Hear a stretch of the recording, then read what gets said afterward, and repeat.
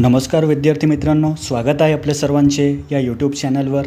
आज आपण मराठी व्याकरण या विषयांतर्गत भाग 26 मध्ये संभाव्य प्रश्न पाहणार आहोत। चला तर सुरुवात करूया। पहिला प्रश्न, विटप या शब्दाचा योग्य समानार्थी शब्द निवडा। विटप म्हणजेच झाड किंवा वृक्ष, म्हणून वृक्ष हाच आपला योग्य उत्तर होईल। पुढे, वाघ्या या शब्दाचा विरुद्धलिंगी शब्द कोणता? तर वाघ्या म्हणजेच खंडोबा देवाच्या चरणी स्वतःला वाहिलेल्या पुरुष भक्ताला वाघ्या म्हणतात आणि स्त्री भक्ताला मुरळी, म्हणून मुरळी हा योग्य उत्तर होईल। वाघ्याचा विरुद्धलिंगी शब्द मुरळी। पुढे, हत्तीला वश करण्याचे हत्यार कोणते? हत्तीला नियंत्रणात ठेवण्यासाठी किंवा वश करण्यासाठी वापरल्या जाणाऱ्या लोखंडी टोकदार हत्याराला अंकुश म्हणतात। पर्याय क्रमांक 3 योग्य उत्तर आहे। पुढे, कोणीही गडबड करू नका हे वाक्य होकारार्थी करा। तर इथे नकारार्थीचे होकारार्थी करताना मूळ अर्थ बदलता कामा नये, म्हणजेच इथे गडबड करू नका याचा अर्थ तिथे शांत बसा, म्हणून पर्याय क्रमांक 4 सर्वांनी शांत बसा रे हाच आपला योग्य उत्तर होईल। पुढे, भाववाचक नाम ओळखा। तर भाववाचक नाम ओळखण्यासाठी आपण जेव्हा तो शब्द वाक्यात प्रयोग करतो तेव्हा काय असा प्रश्न विचारतो। उदाहरणार्थ, त्या मुलाची उंची चांगली आहे। तर काय आहे? उंची। उंची हा आहे भाववाचक नाम। आणि जर वाक्याला कसा, कशी, कसे असे प्रश्न विचारले तर तो असतो विशेषण। उदाहरणार्थ, त्या मुलाची उंची चांगली आहे। कशी आहे?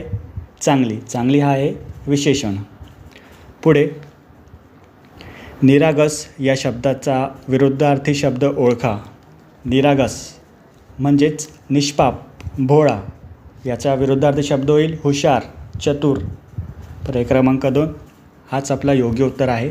पुढे, पुढील नामाला अयोग्य विशेषणाचा पर्याय निवडा। झाड।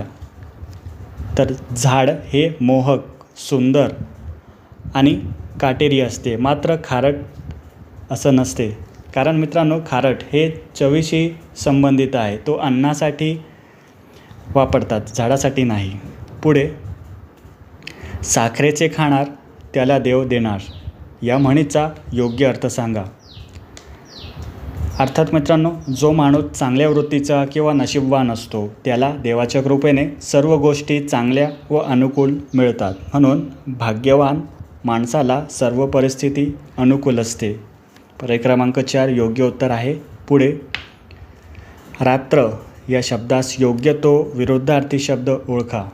रात्र अर्थात रजनी, विभावरी, शर्वरी हे समानार्थी शब्द झालेत, मात्र विरुद्धार्थी शब्द होईल प्रभात म्हणजेच सकाळ। रात्र या शब्दाचा विरुद्धार्थी शब्द होईल सकाळ।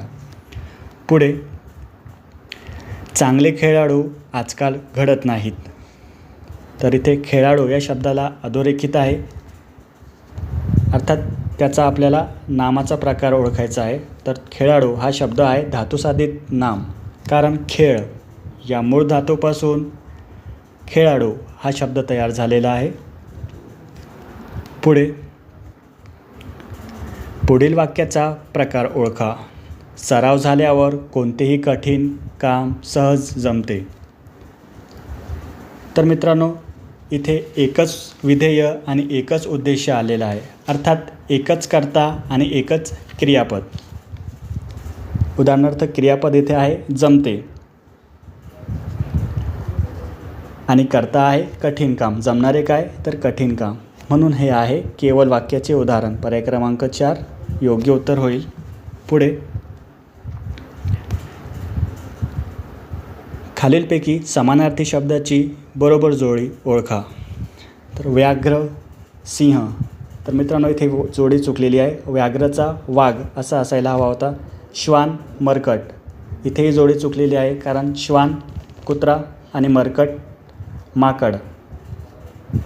मत्स्य आणि वराह इथेही जोडी चुकलेली आहे। मत्स्य म्हणजे मासा आणि वराह म्हणजे डुक्कर। आणि चौथी जोडी जी आहे गाय धेनू ही जोडी बरोबर आहे. म्हणून पर्याय क्रमांक 4ची समानार्थीची शब्दाची जोडी बरोबर आहे. पुढे हितवादी या शब्दाचा विरुद्धार्थी शब्द कोणता? हितवादी म्हणजेच दुसऱ्याचे बरे करणारा, दुसऱ्याचे हित जपणारा. तर त्याच्या विरुद्ध होईल वाईट वृत्तीचा म्हणजेच दुष्ट. पर्याय क्रमांक 1 हाच आपला योग्य उत्तर आहे. पुढे केवढे उंच इमारत ही या उद्गारार्थी वाक्याचे विधानार्थी वाक्यात वाक्य परिवर्तन कसे होईल? तर उद्गारार्थी वाक्याचे विधानार्थी वाक्य करताना त्यातील भावना किंवा आश्चर्य साध्या विधानात इथे आपल्याला बदलावे लागेल. आता इथे उद्गारार्थी वाक्यामध्ये केवढी या शब्दाऐवजी खूप हा शब्द वापरले योग्य राहील. म्हणून पर्याय क्रमांक 1मधील खूप हा शब्द आलेला आहे. ही इमारत खूप उंच आहे म्हणून पर्याय क्रमांक 1 हाच योग्य उत्तर होईल. कारण मित्रांनो, विधानार्थी वाक्यामध्ये केवळ माहिती सांगितलेली असते, त्यात हकीकत सांगितलेली असते. म्हणून हाच पर्याय इथे योग्य बसत आहे. पुढे खालील शब्दसमूह अचूक शब्दाने पूर्ण करा. जमाव तसे सैनिकांचे डॅश. ज्या प्रकारे माणसांचा जमाव असतो त्याच प्रकारे सैनिकांची पथक असते, तुकडी आणि पलटणसुद्धा असते. म्हणून पर्याय क्रमांक 1, 2, 3 तीनही बरोबर होईल. पर्याय क्रमांक 4 हाच आपला योग्य उत्तर आहे. पुढे त्याने निबंध लिहिला या वाक्याचे साधे वर्तमान काळ रूप लिहा. तर मित्रांनो, साधे वर्तमान काळ रूप ओळखण्याची ट्रिक म्हणजे क्रियापदाला तो, ते, तात, तेस अशा प्रकारचे प्रत्यय लागलेले असते. उदाहरणार्थ लिहितो, खाते, खेळतात, करतो, करतेस अशा प्रकारचे. तर इथे पर्याय क्रमांक 3मध्ये इथे क्रियापदाला तो हा प्रत्यय लागलेला आहे. म्हणून पर्याय क्रमांक 3 तो निबंध लिहितो हा साधे वर्तमान काळ रूपी आहे. पुढे लढण्याची इच्छा असणारा या शब्दसमूहासाठी खालीलपैकी योग्य शब्द कोणता? तर लढण्याची इच्छा असणारा म्हणजेच युयुत्सु, अर्थात युद्धाची इच्छा बाळगणारा, त्याला युयुत्सु अशा शब्द वापरला जातो. पुढे माझा चष्मा आण या वाक्यातील आण हे कोणते क्रियापद आहे? तर मित्रांनो, आण या क्रियापदावरून आपल्याला आज्ञा दिल्याचा बोध होतो आहे. म्हणून आज्ञार्थ वाक्य अर्थात क्रियापद हाच आपला योग्य उत्तर होईल. त्यामध्ये आपल्याला आज्ञा किंवा हुकूम व्यक्त होते. पुढे नीटनेटका या शब्दाचा विरुद्धार्थी शब्द ओळखा.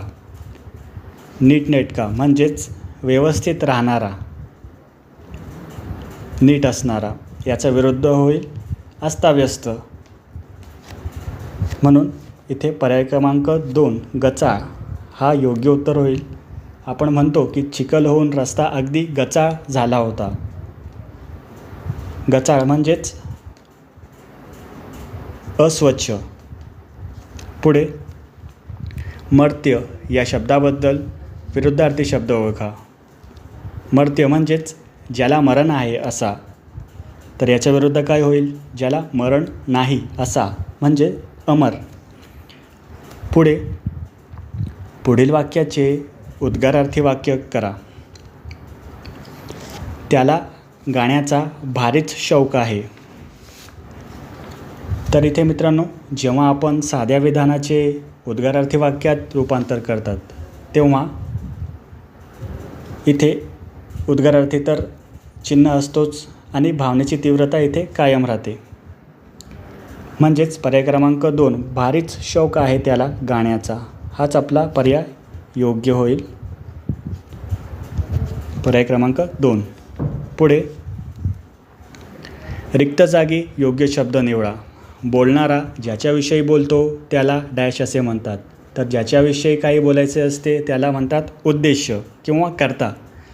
तर पर्यायामध्ये उद्देश आहे म्हणून पर्याय क्रमांक 1 उद्देश हाच आपला योग्य उत्तर आहे. पुढे ज्येष्ठ या शब्दाचा विरुद्धार्थी शब्द कोणता? तर ज्येष्ठ म्हणजे मोठा, वरिष्ठ. तर त्याच्या विरुद्धार्थी शब्द होईल थेट कनिष्ठ. मित्रांनो, इथे लहान, छोटा किंवा धाकटा हे शब्द इथे याचा थेट विरुद्धार्थी शब्द होणार नाही, कारण धाकटा, छोटा, लहान हे वयाशी संबंधित आहे. व्यावहारिक इथे समानार्थी शब्द हे विरुद्धार्थी शब्द आहे. मात्र आपल्याला थेट जो अर्थ निघेल येथे विरुद्धार्थी शब्द तो ज्येष्ठचा डायरेक्ट कनिष्ठ हाच आपला योग्य उत्तर होईल.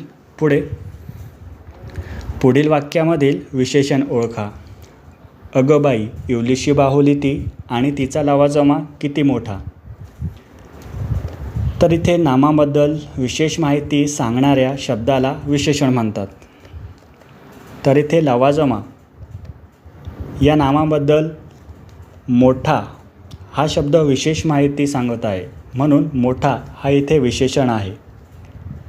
त्याचप्रकारे मित्रांनो, इथे बाहुली या शब्दाबद्दल इवलीशी ही सुद्धा माहिती सांगत आहे. अर्थात इवलीशी हा शब्दसुद्धा विशेषण आहे, मात्र इवलीशी हा शब्द पर्यायामध्ये नसल्यामुळे तो आपला उत्तर होणार नाही, म्हणून मोठा हाच आपला योग्य उत्तर आहे. पुढील शब्दाचे लिंग ओळखा. दार.